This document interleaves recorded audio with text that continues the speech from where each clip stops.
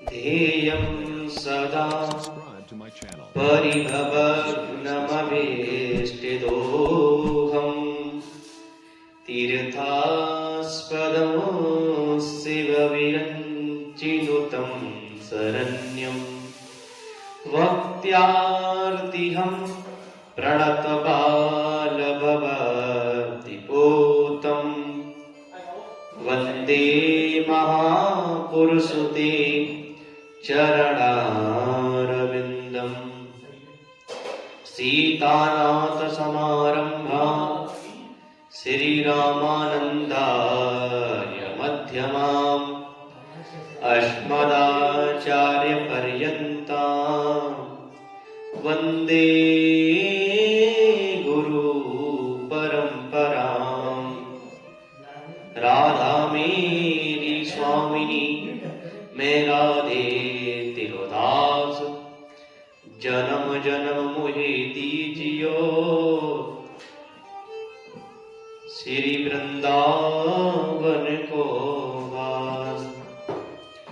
यस्रंसया द्रुपदगेहमुपागतानां राज्ञां स्वयंवरमुखे स्मरदुर्मदानां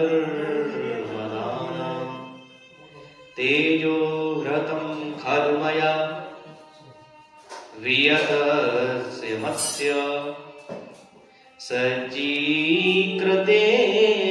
धनुषा दिगता च कृष्णा। गोविंद मेरी यही प्रार्थना है, भूलो न मैं नाम कभी तुम्हारा। निष्काम होगे मैं दिन रात गाऊं, गोविंद नामो दरमाद वेति। देहांत काले प्रभु सामने हो, वंशी बजाते मन को लुभाते।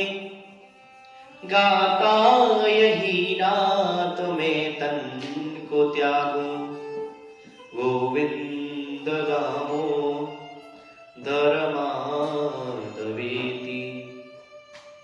अर्चनीय, वंदनीय, परम पूजनीय, प्रातर स्मरणीय, धर्मनिष्ठ, कर्मनिष्ठ, तपोनिष्ठ, धर्म की माताएं और बहनें, सर्वप्रथम मैं शिक्षा गुरु के चरणों में नमन करता हूं, जो हमें शिक्षा का मार्गदर्शन कराते हैं। तत्पश्चात में अपने माता पिता के चरणों में नमन करता हूं, जो हमें इस पवित्र भूमि पर जिन्होंने जन्म दिया। मैं अपने सद्गुरुदेव भगवान के चरणों में नमन करता हूं, जो हमें भक्ति मार्ग का मार्गदर्शन कराते हैं।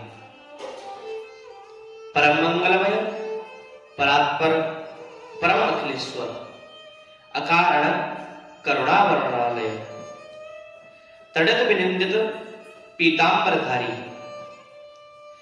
भक्तवांशा कल्पतरु, भगवान श्री हरि की वाग्मी से प्रतिस्वरूप, जो कि श्रीमद् भागवत सप्ताह 11 के हैं। आज का बड़ा ही सुंदर दिन, बड़ा ही पवित्र दिन। देखिए, कल की कथा में मैंने आपको गुरु की महिमा बताई थी कि गुरु इस संसार में क्या है। गुरु इस संसार से तरण करने वाले हैं। गुरु की कलयुग में महिमा क्या है? कल मैंने आपको गुरु की महिमा बताई। आज हम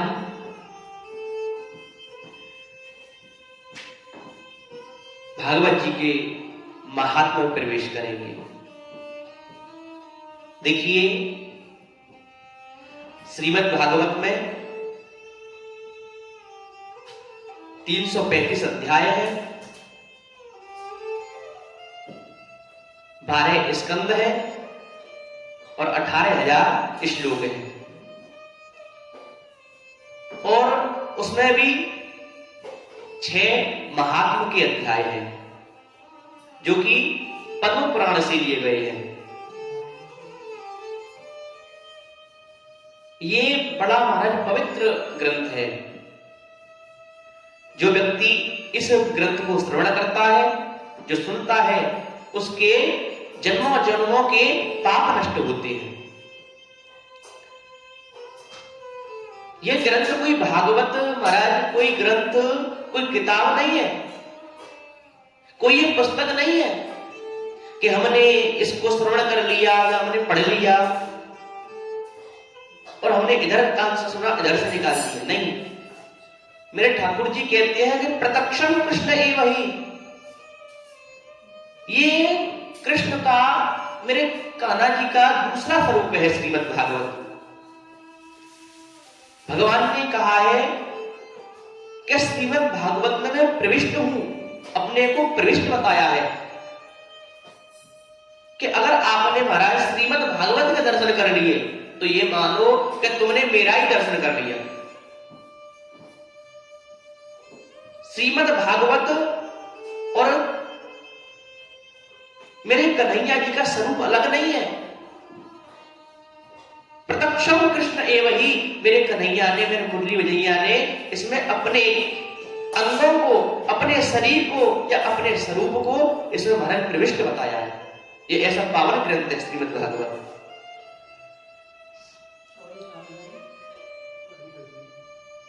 और देखिए, ये श्रीमद् भागवत में 6 जो महात्म के अध्याय हैं, जो पद्म पुराण से लिए गए हैं, वो इसलिए लिए गए हैं कि व्यास जी इसमें बताना चाहते हैं कि श्रीमद् भागवत इस कलयुग में कितना महाराज पवित्र ग्रंथ है, कितना सुंदर ग्रंथ है। ये श्रीमद् भागवत बताना चाह रहे हैं व्यास जी महाराज कि इस ग्रंथ से कैसे कैसे लोग तरण हो गए, जिन्होंने अपने महाराज पूरी जिंदगी में पाप ही पाप किए, अपनी जिंदगी में कोई भी सत्कर्म नहीं किया। इस ग्रंथ को श्रवण करने से वो भी तरण हो गए। ये ऐसा पावन ग्रंथ है। आप श्रीमद् भागवत श्रवण करने के लिए आ रहे हो, परंतु यहां पर आए, आपने श्रवण की और उस श्रीमद् भागवत के तत्व के बारे में नहीं जाना, उस श्रीमद् भागवत के महात्म के बारे में नहीं जाना कि श्रीमद् भागवत महाराज कैसे कैसे लोगों को तरण करती है, तो उसको सुनने से कोई मतलब नहीं, कोई फायदा नहीं।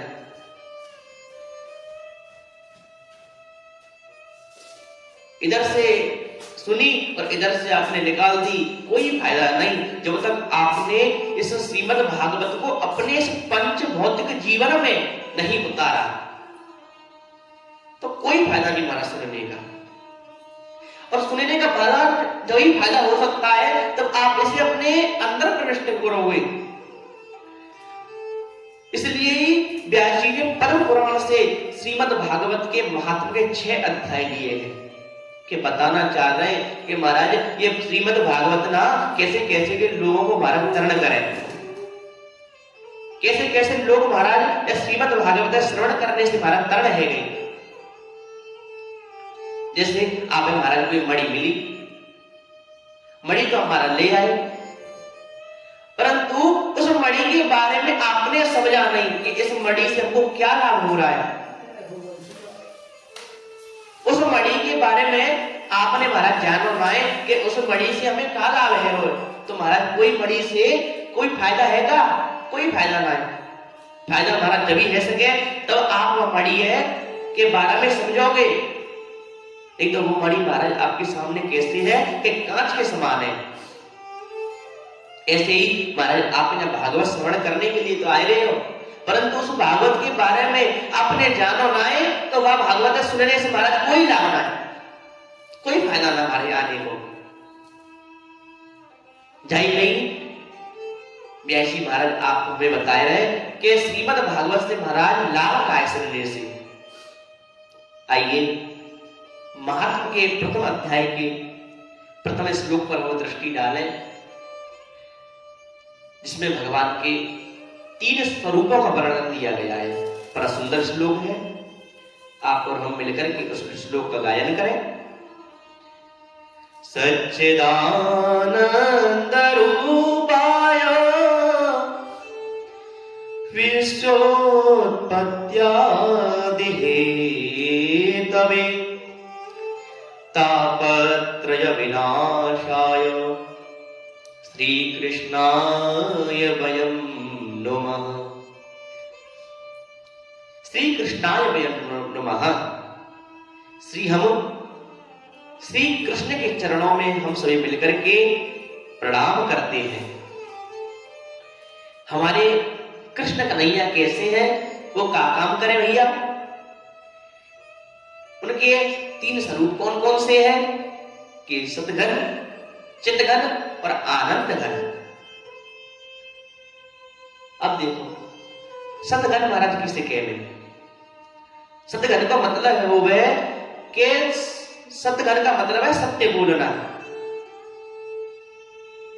सत्य महाराज पहले भी था, सत्य आज भी है और सत्य आगे भी रहेगा। सत्य अंतिम है, उसका कभी अंत होने वाला नहीं।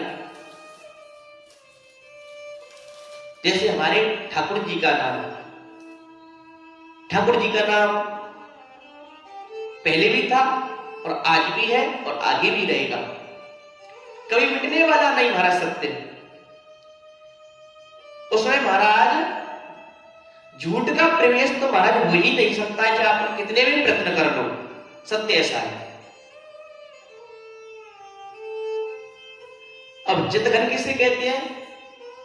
चितघन का महाराज मतलब हुआ है ज्ञान। देखो ज्ञान पहले भी था, ज्ञान आज भी है और ज्ञान आगे भी रहेगा। ज्ञान कभी मिटने वाला ही नहीं महाराज। उसमें महाराज अज्ञान का प्रवेश तो हो ही नहीं सकता है। ज्ञान एक अपने में प्रविष्ट है, उसमें अज्ञान का महाराज प्रवेश तो हो ही नहीं सकता है, उसे कहते हैं ज्ञान। अब देखो आनंद, देखिए आनंद की 2 परिभाषाएं होती है। पहली परिभाषा कौन सी होती है? 2 तरीके का महाराज आनंद होता है। पहला आनंद कैसा हो? देखो एक सांसारिक आनंद और एक ठाकुर जी की भक्ति में आनंद होना, वो 2 तरीके का आनंद है। और 2 तरीके का आनंद आप कैसे समझोगे? जैसे महाराज हमने और आपने मन बनाया कि चलो आज हम वृंदावन घूमने के लिए चल रहे हैं, और वृंदावन महाराज घूमने के लिए तो आए करके पकड़ो, हमने कहा करो ना आए करके कि हमने सेल्फी ले वो चालू कर दो, और एक हमें बढ़िया से होटल दिखो और जाए करके वहां हमने मटर पनीर बनवाई, सुंदर सुंदर सी तंदूरी रोटी बनवाई और वो हमने खा ली और हमारा पेट भर गो। फिर हमने कहा महाराज आज तो बड़ा आनंद आएगा भोजन में। नहीं, ये आनंद नहीं महाराज, ये तो महाराज एक बताओ कैसा आनंद है? ये तो केवल एक सांसारिक आनंद है जो कि कुछ क्षण का है, क्षण भंगुर आनंद है महाराज। ये कोई आनंद में आनंद ना है। आनंद में आनंद तो महाराज वो है जैसे हम बांके बिहारी के मंदिर में महाराज गए और जाकर के हमने ठाकुर जी के दर्शन करे और दर्शन करे और हमने बाहर आकर के आप तो बड़ा आनंद आएगा कि ठाकुर जी को बड़े सुंदर सुंदर श्रृंगार है रोए, बड़ा सुंदर से दर्शन भाई, वो महाराज आनंद। ये आनंद ना है कि हमने सुंदर से भोजन करो वृंदावन आए करके और सुंदर भोजन करने के बाद हमने कही कि आज आनंद आएगा। ये तो महाराज सांसारिक आनंद है, ये आनंद में आनंद नहीं है। आनंद तो महाराज वो होता है जब ठाकुर जी का नाम का आनंद होता है, फिर ठाकुर जी की भक्ति का आनंद होता है। ये आनंद का है, ये तो कुछ समय का आनंद है, बाकी बाद में परमानंद है।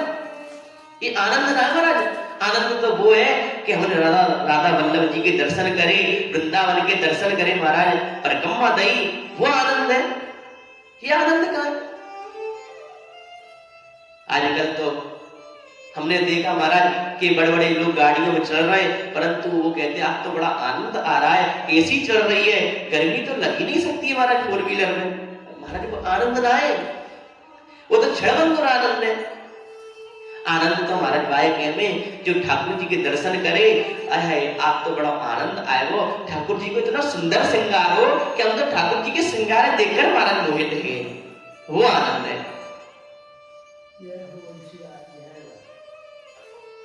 इसलिए आप आनंद उसे मत समझो जो आपको इस सांसारिक द्वारा आनंद मिले, आनंद तो महाराज आप उसे समझो जो ठाकुर जी की भक्ति का आनंद मिले, वो है आनंद। मैंने देखा है कि बहुत से लोग कहते हैं महाराज, जैसे कोई 20-21 साल का अगर बच्चा कोई भक्ति कर रहा होगा ना, तो चार आकर कहेंगे अरे तू पागल है रो, जवानी में कोई भक्ति हो गए, भक्ति होते हैं बुढ़ापे में, जो ब्याह शादी है जहाँ में, और बाकी बाद में बच्चा की ब्याह शादी करने के बाद निवृत्त होकर जब भक्ति करी जावे, भक्ति कोई जवानी में होगा। पर महाराज वो भक्ति ना है, भक्ति तो महाराज वो है, भक्ति असली जवानी में ही की जाती है, बुढ़ापे में महाराज भक्ति ना है। वे अभी तुमसे कही जावे कि महाराज को गोवर्धन जी की परिक्रमा लगा दी हो, कहो तुम लगा पाओगे ना, बस की बात है। अब आज तुमसे कह दी जावे कि तुम मथुरा की परिक्रमा लगा दे, बुढ़ापे में लगा दोगे? जो कहोगे अरे भैया मैं तो हाथ काम कीर्तन कर रहा है और तुम परिक्रमा की बात करे, मुझे तो बेसी मेरे तो घोटू काम ना कर रहे, ठंड इतनी पड़ रही है। तो महाराज भक्ति केवल जवानी में ही की जा सकती है, बुढ़ापे में भक्ति नहीं होती है। भक्ति किसे कहते हैं कि जैसे एक गिलास में चीनी ली और एक गिलास में जल ले लिया, अगर उस हम चीनी को जल में मिलाएंगे ना तो वो जल जल रहता है ना चीनी चीनी रहती है, वो क्या हो जाता है शरबत, उसका हमारा नाम ही चेंज हो जाता है, उसे कहते हैं हम शरबत। ऐसे ही भक्ति का नाम पता क्या है कि भक्त भक्त ना रहे और भगवान भगवान ना रहे, उसे कहते हैं भक्ति। भक्त भगवान में प्रविष्ट हो जाए और भगवान भक्त में प्रविष्ट हो जाए, उसका नाम होता है हमारा भक्ति। भक्ति ये नहीं होती कि आप वृंदावन को आए, आकर के आपने अच्छा भोजन किया, सेल्फी खींची, सेल्फी खींचने के बाद महाराज आप गाड़ी में बैठे और चल दिए, वो भक्ति ना है। भक्ति तो महाराज वो है जो ठाकुर जी के दर्शन करो और दर्शन करने के बाद में परिक्रमा लगाओ, वो महाराज आनंद है। इसलिए अगर आपको परम आनंद लेना है तो मेरे ठाकुर जी के नाम का आनंद लो, उसमें तो आनंद है, परंतु वो आनंद नहीं है जिसको आप आनंद समझ रहे हो। भक्ति का आनंद, वो आनंद ही महाराज अलग होता है। वो आनंद नहीं होता है कि आपने अच्छा अच्छा भोजन किया, गाड़ी में घूम रहे हो, वो तो महाराज ये सांसारिक आनंद है। वो आनंद महाराज चलने वाला थोड़ी ना है, वो तो क्षणभंगुर आनंद है। तो महाराज वो करते क्या है? विश्वोत्पत्त्यादि तबे, पहले तो महाराज विश्व की उत्पत्ति करते हैं, फिर उसको चलाते हैं, चलाने का मतलब उसका पालन करते हैं विश्व का, अंत में अपने में प्रविष्ट कर लेते हैं। ऐसे हमारे कृष्ण कन्हैया, और उनका इस संसार में कितना महत्वपूर्ण है प्रविष्ट कि तापत्रय विनाशाय, जो तीनों तापों का सर्वथा विनाश कर देते हैं।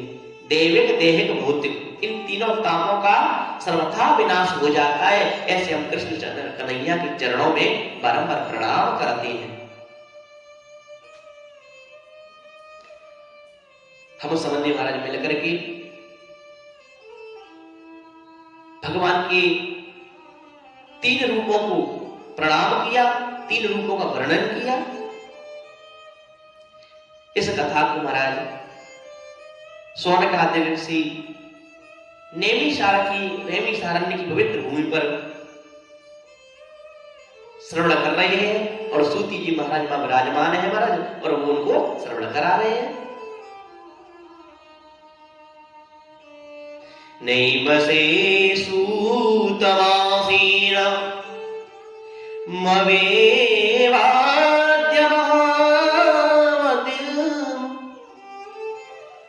कथामृतरसास्वाद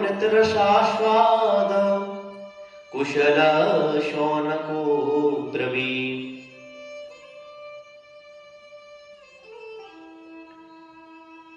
शौनकादि ऋषियों ने एक सूती जी से महाराज बड़ा सुंदर प्रश्न किया है कि महाराज हमको जी बताओ कि आप तो सर्वशक्तिमान हो, आप तो महाराज ज्ञाता हो, देखो आप तो सर्व कुछ देखने वाले हो, ये कलयुग आ गए हो महाराज, और कलयुग में महाराज सब लोगों की जो बुद्धि है ना वो मंद हो गई है।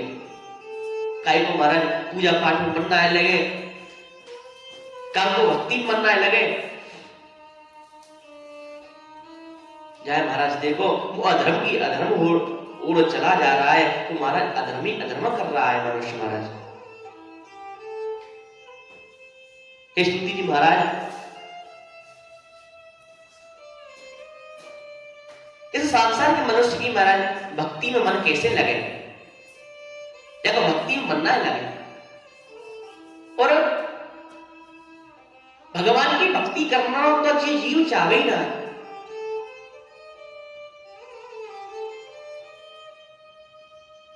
कहने का मतलब महाराज कृष्ण की प्राप्ति हमको कैसे हो, कृष्ण का भजन महाराज कैसे हो। कृष्ण प्राप्ति करम शश्वत साधनम तद्वदाधुना। महाराज कोई हमको ऐसा उपाय बताओ कि जब सांसारिक मनुष्य को इस संसार से मन हट करके कृष्ण की भक्ति में लगे, तद्वदाधुना, ऐसा कोई महाराज साधन बताओ।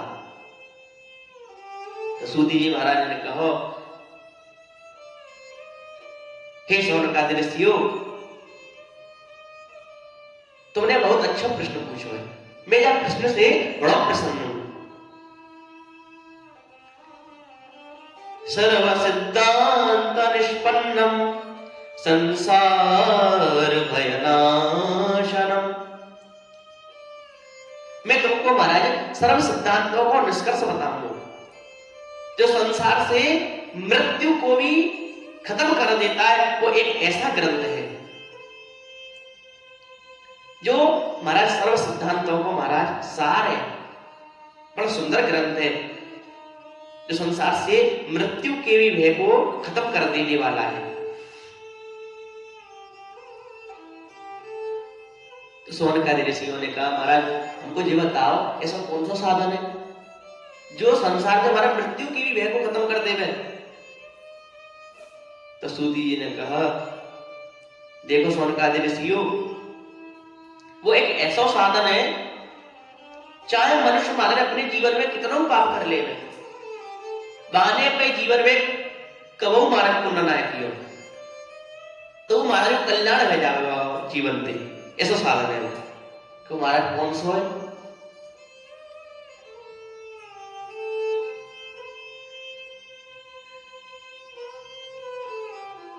के सूती जी ने कहा, मैं तुमको बताता हूं वो महाराज कैसा साधन है। श्रीमद्भागवतम शास्त्रम कलौ कीरेण भासितम्। वो है महाराज श्रीमद् भागवत शास्त्र जो कलयुग से महाराज मृत्यु की भी भय को खत्म कर देवे, वो ऐसा शास्त्र है। और बा शास्त्र महाराज श्रवण करवे से कई जन्मों में महाराज पाप नष्ट हो जाते हैं। और महाराज बात शास्त्र देना है, भक्ति में भी मन लगे, बड़ा सुंदर शास्त्र है वो। तो सोनकादेव ऋषि ने कहा महाराज तुम कह रहे हो कि बात शास्त्र से महाराज मृत्यु के भय खत्म हो जावे, मृत्यु के भय को खत्म कर देवे वो। तो महाराज जब शास्त्र ने भागवत जी ने आज तक काई को मृत्यु को भय को खत्म करोगा कि हाँ करो, कि काय कौन को करो? देखो वो करो राजा परीक्षित को।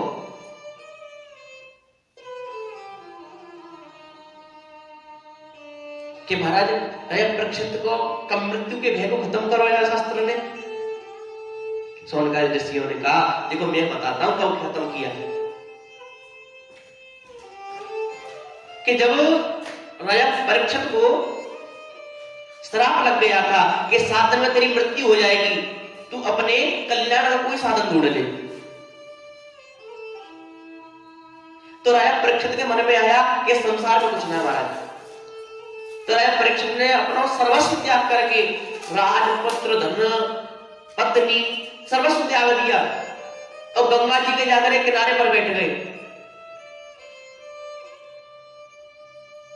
तो जब सुखदेव जी ने यही ग्रंथ राजा परीक्षित को श्रवण कराया था और 7 दिन में राजा परीक्षित का कल्याण हो गया था। ये ऐसा हमारा पवित्र ग्रंथ है। यह ग्रंथ की महाराज इतनी बड़ी महिमा है कि जैसे ही यह ग्रंथ को सुखदेव जी ने महात्मा चालू किया तो एक महाराज बहुत बड़ा आश्चर्य हुआ। को सदा को कथा लोके को कांच कवर्ण महान ब्रह्मरा तो विचार्यैवं तदा देवान् जहासः। इतने महाराज स्वर्ग से देवता लोग एक अमृत को महाराज कलश लेकर के आए गए और लाकर के सुखदेव जी के पास लाकर के महाराज खड़े हुए, कहा देखो आप तो सर्वस्व ज्ञानी हो और आप जानो वो सब कुछ। यह राजा है ना देखो मरने को 7 दिन को श्राप लगा हुए हो कि 7 दिन में परीक्षित की मृत्यु हो जानी है, आप जानते हो। और हम देखो जी अमृत और कलश लेकर के आए। अरे एक काम करो, जब राजा परीक्षित को तो जा अमृत के कलश को पिला दो और हमको श्रीमद् भागवत श्रवण करा दो, ताकि राजा परीक्षित का मृत्यु का भय भी खत्म हो जाएगा और जो अमृत का कलश है ये ग्रहण कर लेंगे और हमको श्रीमद् भागवत श्रवण करा दो। तो राजा परीक्षित समझ गए कि देवता तो चतुर है ही है, परंतु सुखदेव जी उनसे उनके गुरु थे। सुखदेव जी जान गए कि हे देवताओं को स्वधा को कथा लोगे, कहा तो ये तुम्हारा कांच के समान अमृत, कहा मेरी मणि के समान ये श्रीमद् भागवत। तुम क्या चाहते हो कि मैं श्रीमद् भागवत को तुमको श्रवण करा दूं और ये जो अमृत का कलश है ये राजा परीक्षित को पिला दो। देवताओं तुम बड़े चतुर हो। देवता महाराज अपने काम बनाने बड़े कुशल हैं, कुशला शौनक को भी बड़े कुशल होते महाराज देवता अपने काम बनाने में। सुखदेव जी ने देवताओं में फटकार लगा दी, उनको भगा दिया। ये इतनी बड़ी श्रीमद् भागवत इस कलयुग में महत्वपूर्ण है कि सुखदेव जी ने देवताओं को महाराज श्रीमद् भागवत श्रवण नहीं कराई थी। तो आप तुम्हारा संसार की मनुष्य हो, आप अपना इतना बड़ा सौभाग्य मानते हो कि नहीं कि आप ये श्रीमद् भागवत श्रवण करने के लिए आ रहे हो और आप इसे श्रवण कर रहे हो। आप कितने बड़े परम सौभाग्यशाली हो। ये महाराज श्रीमद् भागवत देवताओं को भी दुर्लभ है इस कलयुग में।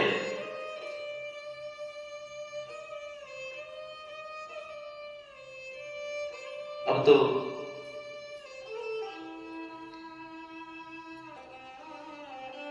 श्री सोनकादि ऋषियों ने कहा महाराज जब ये देवताओं को भी दुर्लभ है श्रीमद् भागवत कथा और इस इसका इतना बड़ा महत्वपूर्ण है श्रीमद् भागवत का, तो हमें भी इसका श्रवण कराओ। देखो मैं तुमको श्रवण तो करा दूंगा, परंतु अभी इसका पहले महात्मा आप श्रवण करो कि इसके श्रवण करने से कैसे कैसे मनुष्यकरण हो गए, कैसे ऐसे मनुष्यों के पाप नष्ट होकर के वो वैकुंठ धाम के लिए चले गए। पहले आप इसको श्रवण, इसका महात्मा करो, तब श्रीमद् भागवत आप श्रवण करना। कि महात्मा इस श्रीमद् भागवत कितना सौभाग्यशाली है। जय श्री राधे, जय श्री कृष्णा।